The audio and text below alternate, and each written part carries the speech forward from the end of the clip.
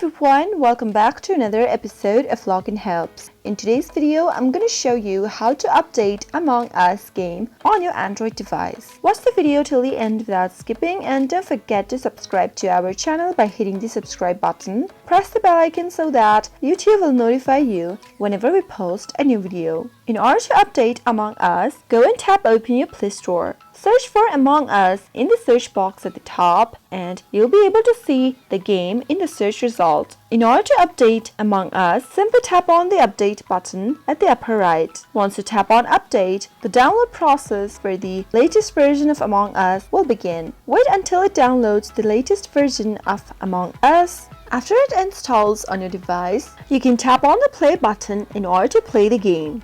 That is how you can easily update Among Us on your Android device. If you'd like to see what comes with the new updates, you can go and select this What's New menu and you can go through the information. I hope you found the video to be helpful. If you did, go ahead and give it a thumbs up. Feel free to comment down in the comment box if you have a question or a feedback for us. I'll soon be back with more tutorial episodes. Goodbye till then.